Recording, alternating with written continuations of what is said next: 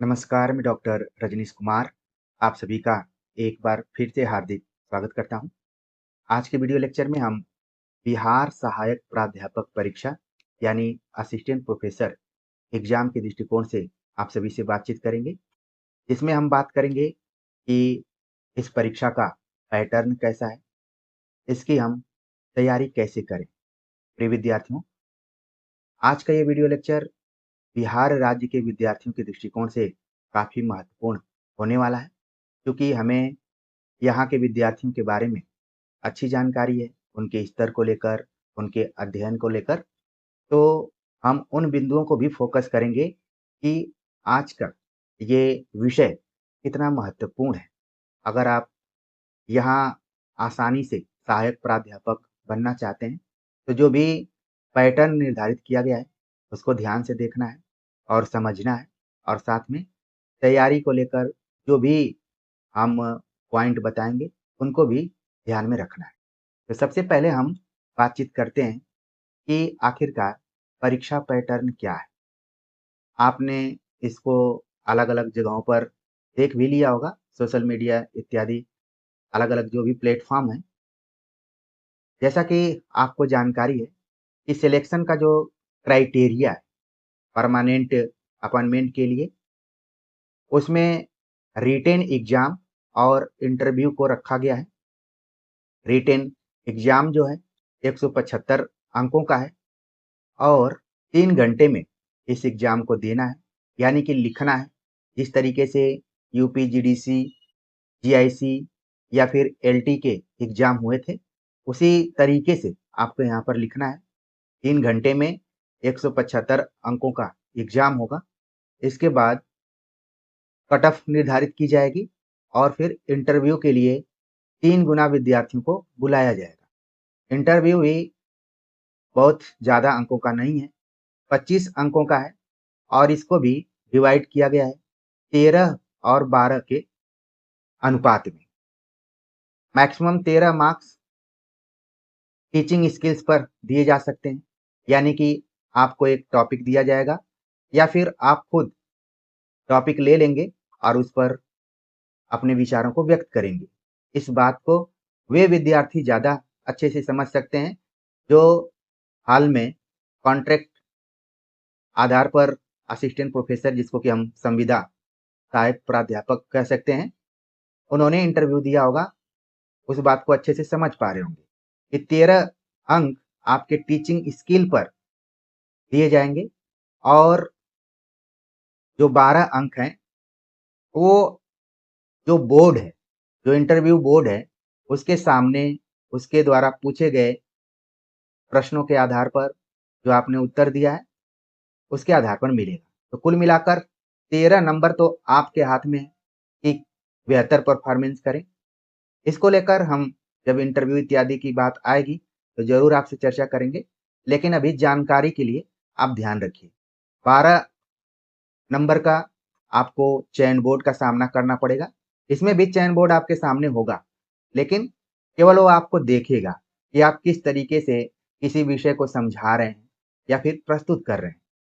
और दूसरा जो सेशन है, उसमें सवाल पूछा जाएगा। हो सकता है कि सवाल पहले सेशन से भी जुड़ा हो कि जब आप पढ़ा रहे थे, तो इस तरीके से खड़े थे, आपने एक बात कही थी, और जो भी की पॉइंट्स होंगे, उनको भी जोड़कर पूछा जा सकता है। ठीक?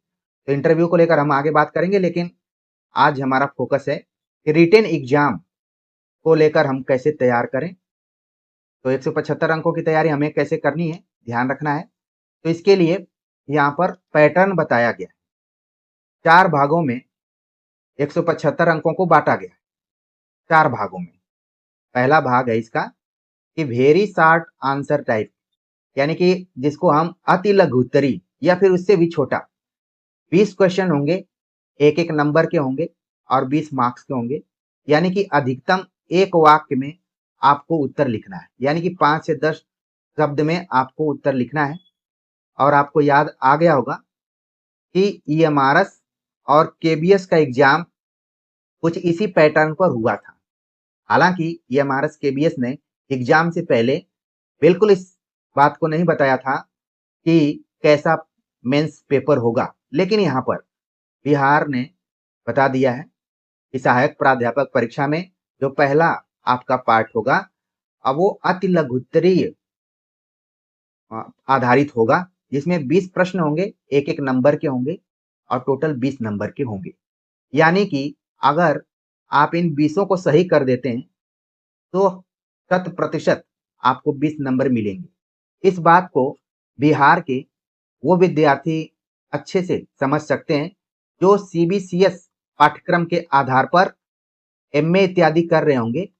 वो इस बात को अच्छे से समझ पा रहे होंगे, क्योंकि इसके एग्जाम में भी आपको 20 अंक का एक पेपर होता है, 20 अंक का एक सेक्शन होता है, जिसको कि आप सही करते हैं तो पूरा नंबर मिलता है। दूसरा इसमें है पार्ट कि शॉर्ट आंसर टाइप, यानी 15 क्वेश्चन होंगे, 2-2 अंक के होंगे और 30 नंबर का होगा। यानी अधिकतम 2 वाक्यों में आपको उत्तर लिखना है, 10 से 15 शब्द में आपको उत्तर लिख देना है। इसमें भी आप देखेंगे कि ठोस नंबर मिलेगा। आप देखिए ये दोनों सेक्शन जो हैं बहुत ही आपके मार्किंग को बढ़ाने वाले हैं। इसीलिए तो हमने सोचा कि अपने उन विद्यार्थियों को जरूर गाइड करूं जो विज्ञापन का बिना इंतजार किए हुए उनके पास समय है, वो ऑलरेडी एमए पास आउट होकर अपने समय को व्यतीत कर रहे हैं और चाह रहे हैं कि हम तैयारी करें, तो निश्चित तौर पर वो यहाँ से जुड़कर तैयारी कर सकते हैं। और हमने बताया कि किस पे फोकस करना है। आपको सेक्शन 1 और सेक्शन 2 पर काफी फोकस करना है, क्योंकि इसमें ठोस नंबर मिलेंगे। मान लीजिए आपने एकदम सही आंसर दिया तो पूरे के पूरे अंक मिलेंगे, ठीक वैसे जैसे आपका एमसीक्यू में मिलता है। तमाम विद्यार्थी रिटेन एग्जाम को लेकर कई बार घबरा से जाते हैं कि क्या होगा इसमें, लेकिन अगर जो पढ़ने वाले विद्यार्थी हैं, लिखने से दूर नहीं भागते हैं, तो निश्चित तौर पर उनके लिए एक सुनहरा मौका है। तीसरा जो यहाँ पर सेक्शन है कि रीजनिंग बेस्ड एनालिटिकल टाइप्स, यानी कि तर्क और विश्लेषण पर आधारित। आमतौर पर इसका प्रयोग आप लघुत्तरीय प्रश्नों के उत्तर में करते हैं। ठीक है, आपने एमए की तैयारी की होगी तो उसमें भी इसी तरीके से तर्क और विश्लेषण पर आधारित प्रश्न पूछे जाते हैं। इनकी संख्या भी 15 है और ये 3-3 अंकों के होंगे, 45 नंबर के। इसमें आप देख रहे हैं कि अधिकतम 3 वाक्य या फिर 10 से 15 शब्द, या इसको आप 20 शब्दों तक ले जा सकते हैं। लेकिन इसमें प्रश्न को देखकर आपका उत्तर कैसे तर्क और विश्लेषण परक होगा, तब होगा जब खुद प्रश्न में उस तरीके की संभावना दिखे। जैसे कि पृथ्वीराज रासो की प्रामाणिकता पर विचार कीजिए, तो आप तब वहां पर तर्क और विश्लेषण के आधार पर अपना उत्तर देंगे। आदिकाल के नामकरण पर विचार कीजिए, तो आप अपना तर्क और विश्लेषण प्रस्तुत कर सकते हैं और एक किसी निष्कर्ष पर पहुंच सकते हैं। हालांकि इसमें ज्यादा नहीं लिखना है, आप बहुत कम शब्दों में लिखना है, ताकि समय प्रबंधन भी किया जा सके। 3 घंटे का एग्जाम है, ये भी हमें ध्यान रखना है। तो पहले दूसरे के अपेक्षा तीसरे में थोड़ा सा आपको थ्योरेटिकल ढंग से, यानी कि आपका कॉन्सेप्ट क्लियर हो, हिंदी साहित्य का इतिहास, काव्य शास्त्र, आलोचना में जो भी टर्निंग पॉइंट्स हैं उनकी जानकारी आपको अच्छे से होनी चाहिए, तभी आप इस सेशन को अच्छे से कर सकते हैं।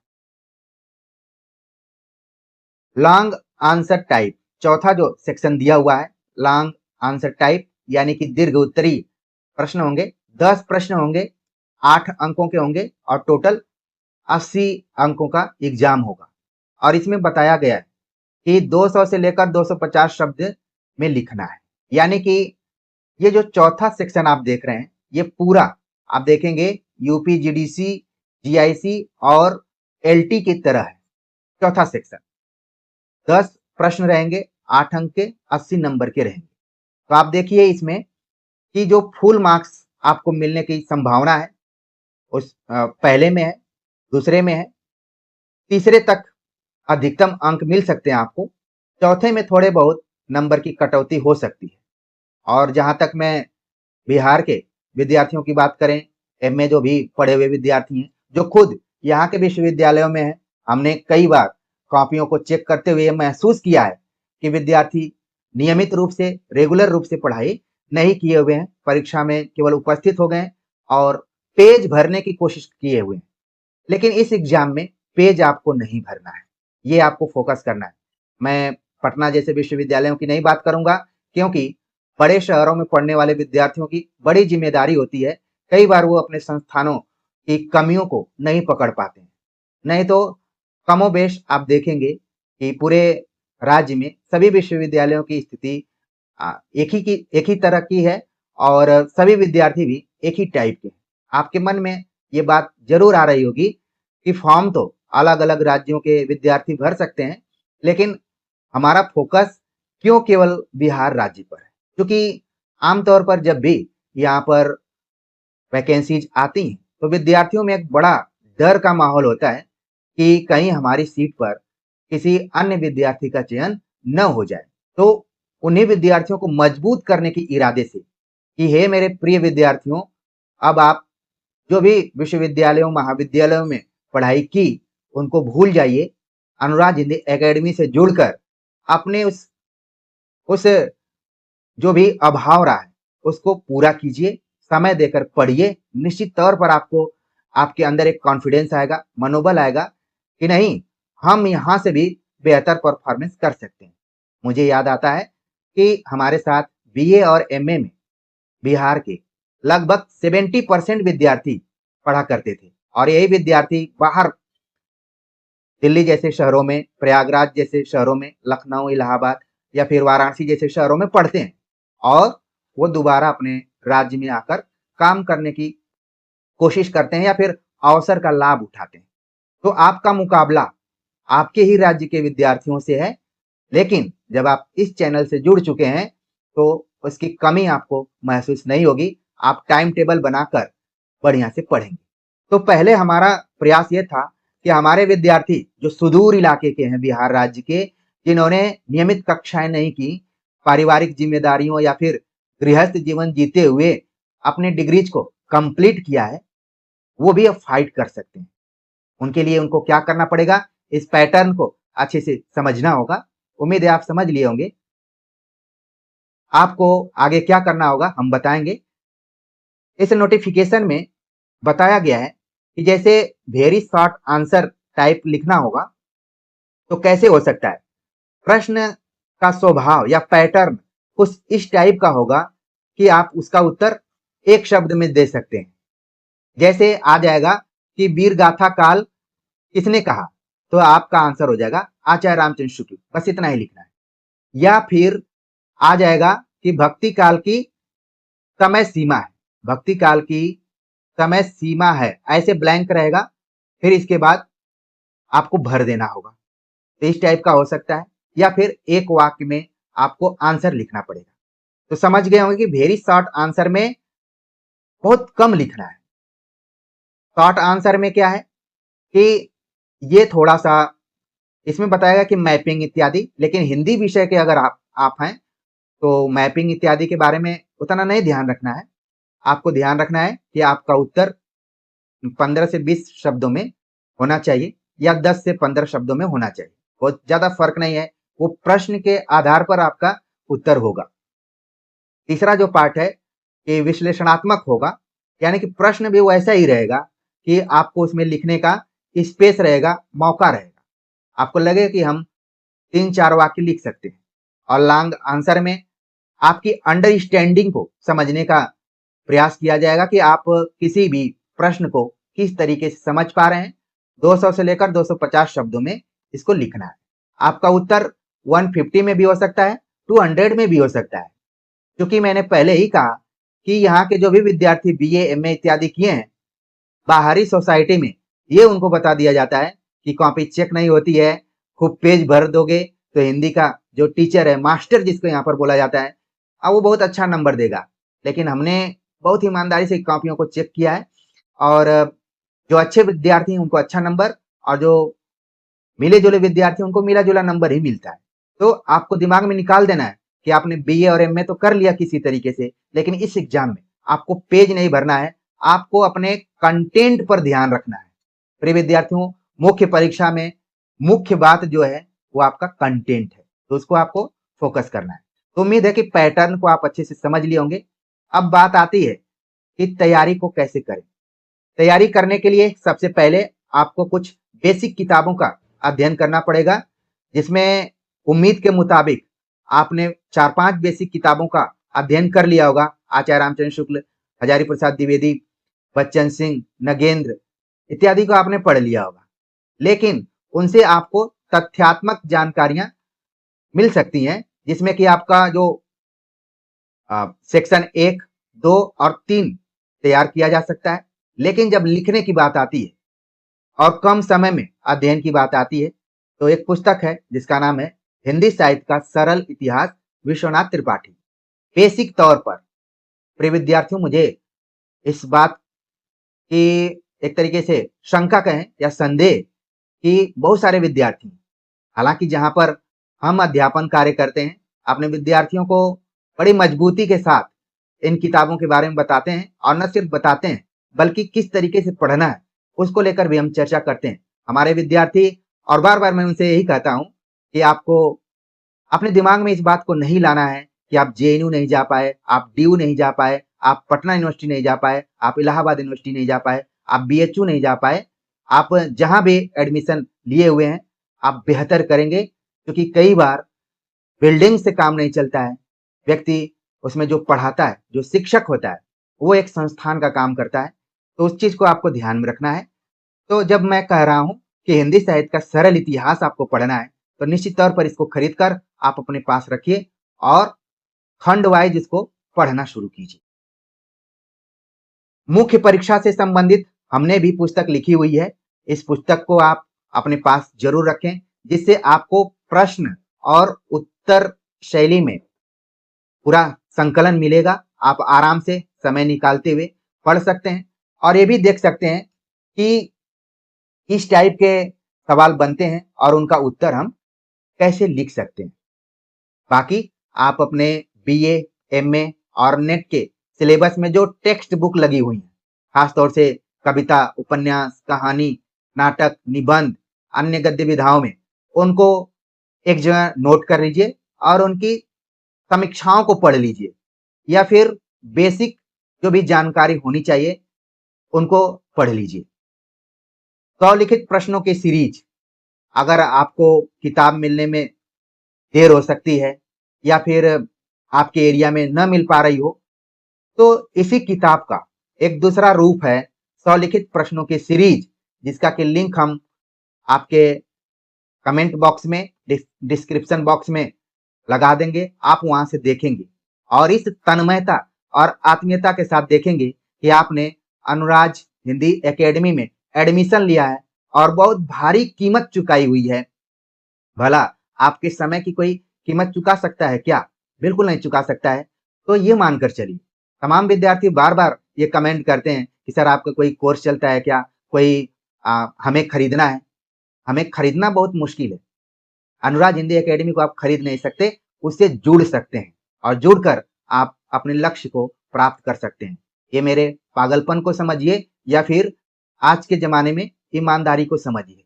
जब हम किसी काम को तन्मयता के साथ करता हूं, तो तमाम विद्यार्थियों को लगता है कि निःशुल्क में कोई इतना मेहनत कैसे कर सकता है। प्रिय विद्यार्थियों, हमने अपने जिले का कर्ज खाया है, अपने राज्य का कर्ज खाया है, अपने कर्मस्थली का कर्ज खाया हुआ है। उसको निभाना है, उसको पूरा करना है और आप लोगों को जोड़ना है। तो ये हमारी भावना है, हमारा ये विचार है। तो ये मानकर चलिए कि जब व्यक्ति इतना खुले हृदय से आपको पढ़ाता हो, तो क्यों नहीं हम इसकी बातों को मानते हुए आगे बढ़े। आप किसी को पैसा देकर एडमिशन ले लेंगे, तो यही होगा कि आप अधिकार पूर्वक उससे बात करेंगे। हमारे ऊपर तो आपका अधिकार है ही, अधिकार जमाने की आपको बहुत मशक्कत भी नहीं करनी पड़ेगी। स्वभावतः वो सारी चीजें आपको मिलती रहेंगी। जब हम आप सभी से बातचीत कर रहे हैं, तो विज्ञापन आने की सुगबुगाहट है, लेकिन आप देखेंगे कि आपका कोर्स कंप्लीट है। आपको लगेगा कि हमने तो सोचा भी नहीं था कि एक बैठक में अचानक ये चीजें हमें मिल जाएंगी। प्रिय विद्यार्थियों, हमने काफी मेहनत किया हुआ है, उस मेहनत का उपयोग आप सभी को करना है। तो स्वलिखित प्रश्नों के सीरीज को अपना टाइम टेबल बनाते हुए देखना है, पहले सुनना है, इसके बाद जो नई चीजें आ रही हैं उसको नोट करना है और समझना है कि कैसे उत्तर को लिखना है। तमाम विद्यार्थी ये कह सकते हैं कि आप पीडीएफ दे देते तो हम सेलेक्ट हो जाते, लेकिन आप यही मानिए कि पीडीएफ पढ़ना मतलब उसी तरीके से है जैसे हम नियमित कक्षाओं से बाहर रहते हैं। कक्षा करना मतलब क्लास लेना एक अलग अनुभव देता है। वो विद्यार्थी इस बात को भली भांति समझ रहे होंगे जो नियमित कक्षाओं को किए होंगे या फिर रेगुलर वो टीचर्स के संपर्क में रहे होंगे। तो क्या दिक्कत है? आपको न कहीं जाकर शहर में जाना है, बड़े-बड़े शहरों में जाना है। आपको घर बैठे पूरी प्लेलिस्ट मिल जाएगी, आपको देखना है, समझना है और फिर एक रजिस्टर बनाना है अनुराज हिंदी अकेडमी नाम से और फिर लिखते जाना है। लिखते जाना है, जितना आप मेहनत करेंगे, उतना ही आपका कॉन्फिडेंस बढ़ता जाएगा। और अगर आप अपना बेस मजबूत करना चाहते हैं, तो 91 वीडियोज़ की एक प्लेलिस्ट है आचार्य रामचंद्र शुक्ल की, उसको देखिए। मैं उन विद्यार्थियों से माफ़ी चाहूँगा जो बार-बार नएपन की खोज में पुरानी चीज़ों को भूल जाते हैं और बार-बार वो बोलते हैं कि सर नए सिरे से शुरू कीजिए। नया सिरा क्या होता है? एक शिक्षक जो होता है वो अपने विद्यार्थियों को नई चीज़ तो बताना चाहता है, लेकिन विद्यार्थियों का भी दायित्व है कि जो पुरानी चीज़ें बताई गई हैं, जो उस विद्यार्थी के लिए नई हैं, तो उसको भी आप देखें। ये नहीं कि जाकर देख लीजिए कि ये 3 साल पुरानी है, 4 साल पुरानी है। आप जिस भी वीडियो को पहली बार देख रहे हैं, वो वीडियो आपके लिए नई है। तो प्रिय विद्यार्थियों, तमाम बहानों को छोड़ते हुए अगर आप सही मायने में बिहार में सहायक प्राध्यापक बनना चाहते हैं और इस परीक्षा में अच्छा करना चाहते हैं, तो आप जितना हमने बताया हुआ है, उसको फॉलो कीजिए और पढ़ाई में लग जाइए। जिस तीव्रता के साथ संविदा भर्ती हुई है, न जाने कब आपकी परमानेंट भर्ती हो जाए, कहा नहीं जा सकता है। बिहार ने ज़रूर इस चीज़ को बता दिया है कि आप चाहें तो 10 से 15 दिनों में भी नौकरी दे सकते हैं। मुझे याद आता है कि जब हमने यहाँ का फॉर्म भरा था, 2014 में फॉर्म भरा था और नौकरी मिलती है 2019 में। 5 वर्षों का इंतजार करना पड़ा था। तमाम विद्यार्थी कहते हैं कि हम इतने दिनों से तैयारी कर रहे हैं। यहाँ पर भी कुछ वैसी ही स्थिति थी, तो इसलिए आप ऐसे व्यक्ति से जुड़े हुए हैं, जो विद्यार्थी जीवन के हर परिस्थिति को देख चुका है, समझ चुका है। आप अपने दिमाग में से निकाल दीजिए कि सर को पैसा देकर हम खरीद लेंगे या फिर इनका पेड कोर्स ले लेंगे तो हम अमर हो जाएंगे। बिल्कुल नहीं। आप निःशुल्क तरीके से, चूंकि हमारा ये प्लेटफॉर्म निःशुल्क ही है, तो मैं इसी चीज की बार बार बात करूंगा। बाकी आपके दृढ़ संकल्प के ऊपर निर्भर करता है कि आप किस तरीके से इस परीक्षा की तैयारी कर सकते हैं। आपको मैं बिहार सहायक प्राध्यापक परीक्षा की एक प्लेलिस्ट यहाँ पर दिखाता हूँ। आपको भली भांति पता चल जाएगा कि सर ने अपना लगभग काम कर दिया है। हमें उस काम को अब अंतिम दौर तक पहुंचाना है और जैसे-जैसे परीक्षा की तिथि नजदीक आएगी, हम आपके पैटर्न के हिसाब से मॉडल पेपर, आंसर राइटिंग और जो भी चीजें हैं, क्योंकि आप इस चैनल से जुड़ गए हैं, तो उसको बताते रहेंगे। तो चलते हैं हम उस प्लेलिस्ट को देखते हैं। आपके एग्जाम की तैयारी के दृष्टिकोण से प्लेलिस्ट हमने बनाया हुआ है, बिहार असिस्टेंट प्रोफेसर प्रिपरेशन, जिसमें हमने शुरू में संविदा भर्तियों की बात की थी, लेकिन जैसे ही परमानेंट भर्ती आएगी उसको लेकर हम चर्चा करेंगे। लेकिन समय से पहले ही अगर आप तैयारी करना चाहते हैं, तो यहाँ पर देखिए क्रमिक रूप से हमने प्रश्नों को बनाया हुआ है। पूरा आप देखेंगे लगभग इसमें 109 वीडियोज पड़ी हुई हैं और ये वीडियोज आपकी जो नियमित कक्षाओं के न करने की कमी रह गई है, उसको भी पूरी करेंगी। आपको लगेगा कि आपने जितना अपने विश्वविद्यालयों से नहीं सीखा, उतना इन वीडियो से सीख लिया है। और हमने कॉपियों का मूल्यांकन करके भी बताया हुआ है कि किस तरीके से कॉपियों को लिखना है। ठीक है, तो हर एंगल से बताने के यहाँ पर प्रयास है। निश्चित तौर पर इस प्लेलिस्ट से आप लोग जुड़ जाइए और हमने इसका लिंक कमेंट बॉक्स में और डिस्क्रिप्शन बॉक्स में डाल दिया है, आप वहां से देख सकते हैं। टोटल 109 वीडियोज हैं और हो सकता है कि आपको लगे कि हमने तो उम्मीद भी नहीं किया था। हाँ, आमतौर पर विद्यार्थियों का ये कहना है कि सर हम इसलिए नहीं देख रहे थे कि ये यूपी, एलटी, जीआईसी, जीडीसी के लिए था, लेकिन आपका जो सिलेबस होगा वो कहीं न कहीं इसी के इर्द-गिर्द होगा। उसमें हिंदी साहित्य का इतिहास होगा, काव्य शास्त्र होगा, आलोचनात्मक पारिभाषिक शब्दावलियाँ होंगी, ठीक है? और जो भी टेक्स्ट पर आधारित प्रश्न आते हैं वो होंगे। तो सभी पर हमने इसमें विचार किया हुआ है।